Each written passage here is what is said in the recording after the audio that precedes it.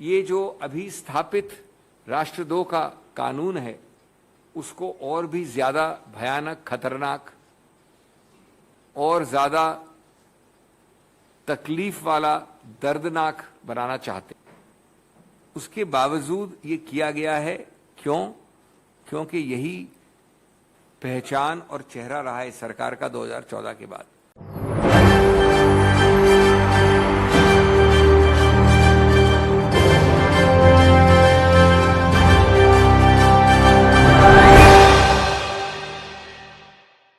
नमस्कार, SPN 9 news देख रहे हैं आप। आपके साथ मैं हूं मानसी जायसवाल। सुप्रीम कोर्ट के वरिष्ठ वकील अभिषेक मनु सिंघवी लगातार प्रेस कॉन्फ्रेंस करके प्रधानमंत्री नरेंद्र मोदी पर निशाना साध रहे हैं। लगातार वो ये कहते हुए नजर आ रहे हैं कि प्रधानमंत्री नरेंद्र मोदी तानाशाही की राजनीति करके सुप्रीम कोर्ट के फैसले को भी चुनौती दे रहे हैं और साफ तौर पर यह देखा जा रहा है कि किस तरीके से नरेंद्र मोदी जो है वो तानाशाही की राजनीति करके ED CBI का दुरुपयोग करते हुए नजर आ रहे हैं। तो क्या अभिषेक मनु सिंघवी यहां पर सुप्रीम कोर्ट में प्रधानमंत्री नरेंद्र मोदी को चुनौती देते हुए नजर आएंगे? तो क्या वाकई यहां पर जिस तरीके से अभिषेक मनु सिंघवी भविष्यवाणी करते हुए नजर आ रहे हैं, उनका साफ तौर पर कहना है कि सुप्रीम कोर्ट से भी ऊपर मानते हैं प्रधानमंत्री नरेंद्र मोदी खुद को, और जिस तरीके से तानाशाही की राजनीति उनके द्वारा की जा रही है ये जनता देख रही है और 2024 के लोकसभा चुनाव में इसका खामियाजा प्रधानमंत्री नरेंद्र मोदी को भुगतना पड़ सकता है। अभिषेक मनु सिंघवी ने भविष्यवाणी करके साफ तौर पर कहा है कि संसद सदस्यता प्रधानमंत्री नरेंद्र मोदी की छीनी जा सकती है, क्योंकि वो लगातार तानाशाही की राजनीति कर रहे हैं। जिस तरीके से सुप्रीम कोर्ट के फैसले को भी वो दरकिनार कर रहे हैं, जैसा कि हमने देखा है कि अरविंद केजरीवाल के पक्ष में जब सुप्रीम कोर्ट का फैसला आया दिल्ली में अधिकारियों के ट्रांसफर और पोस्टिंग के मामले को लेकर के, तब सुप्रीम कोर्ट के फैसले को चुनौती देने के लिए मोदी सरकार अध्यादेश लेकर के आई। तो साफ तौर पर अभिषेक मनु सिंघवी ये कहते हुए नजर आ रहे हैं कि प्रधानमंत्री नरेंद्र मोदी की संसद सदस्यता छीनी जा सकती है। क्या कुछ वो प्रेस कॉन्फ्रेंस करके कह रहे हैं, सुनिए।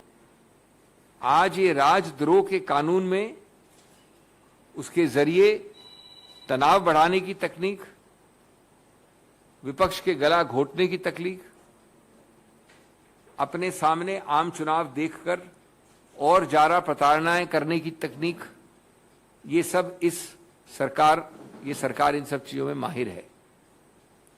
दोस्तों, मैं संक्षेप में आपको जो 6 पहलू हैं मूल रूप से इस प्रस्ताव के, वो बताना चाहता हूं।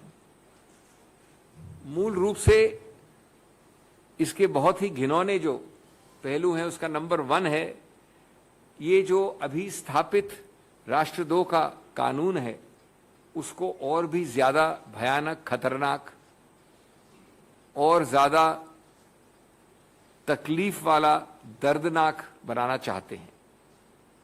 और उसका एक तकनीक है कि जो नीचे दर्जे का दंड है उसको 3 साल से 7 साल करवा दिया गया है प्रस्ताव के रूप में।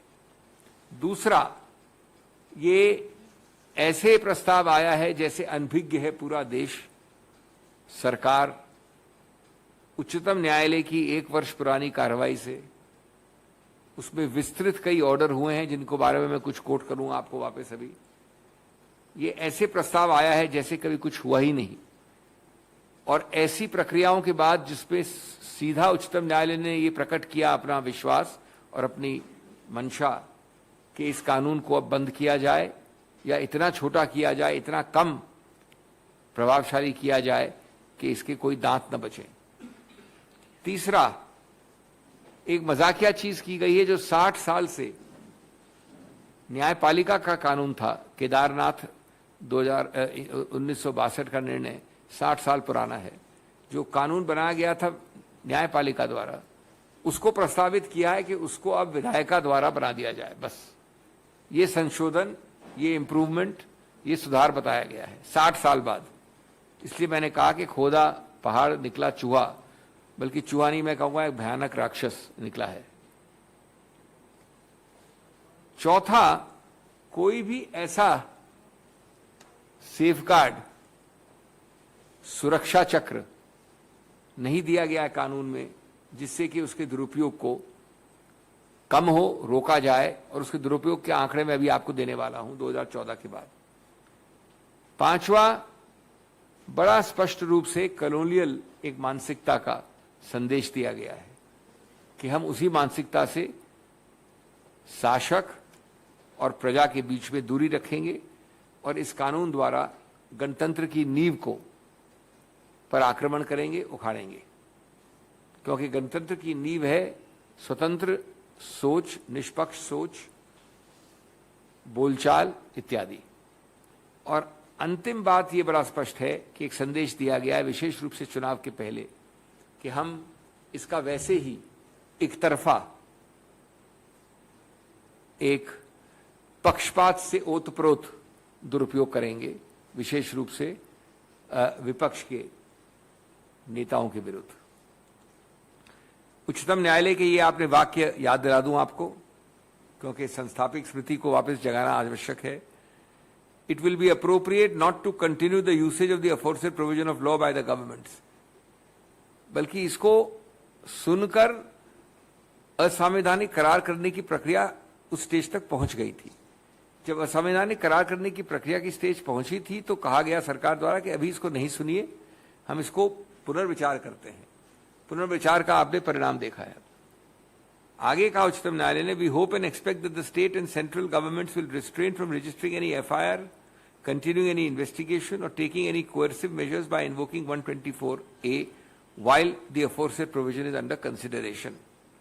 तो उन्होंने इसको स्थगित कर दिया, रोक दिया, इसका कानूनी मरण कर दिया था पिछले 1-1.5 साल से। उसके बावजूद ये किया गया है। क्यों? क्योंकि यही पहचान और चेहरा रहा है सरकार का 2014 के बाद। आंकड़े आपके समक्ष हैं। 2014 से 20 में लगभग 28 से 30% बढ़ोतरी हुई है इन केसेस में। लगभग 550 से ज्यादा केसेस फाइल हुए हैं इस अल्प समय में, 8 साल में।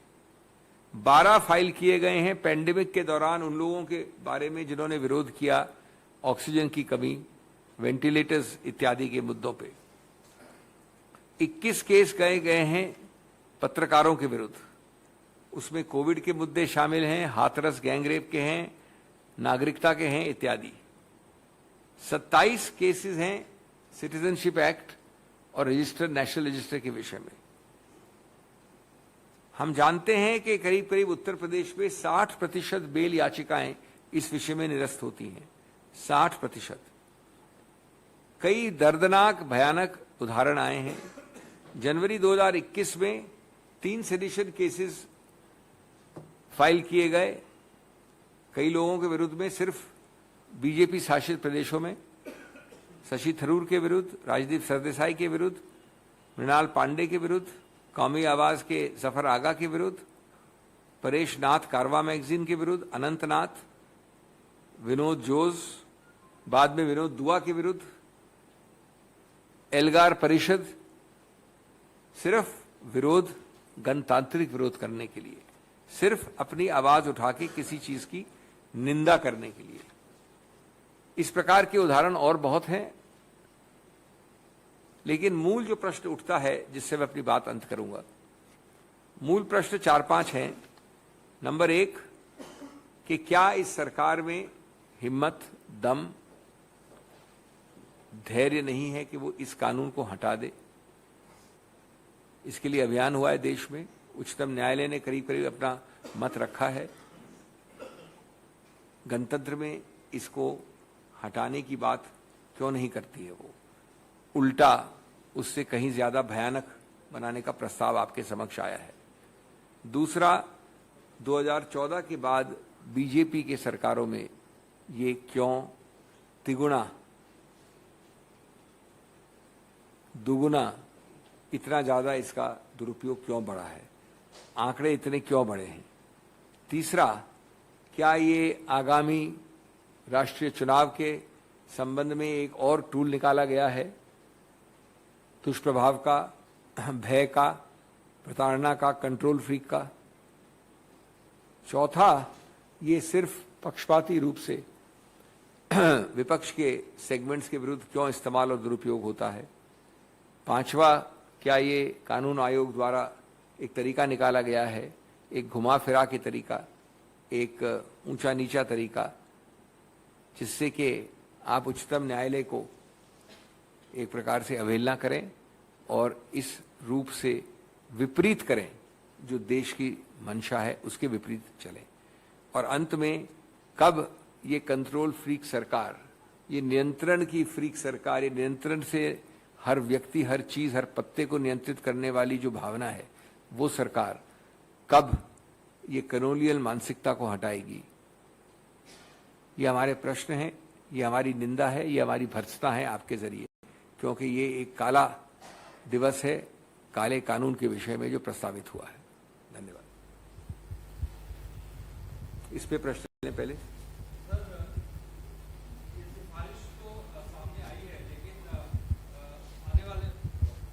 ये सिफारिश तो सामने आई है, लेकिन शुरू होने वाला है भी इस कानून को लाया जा सकता है। कांग्रेस पार्टी किस तरीके से विरोध करेगी? मेरी पूरी प्रेस कॉन्फ्रेंस को आप दोहरा दीजिए, वही करेंगे हम।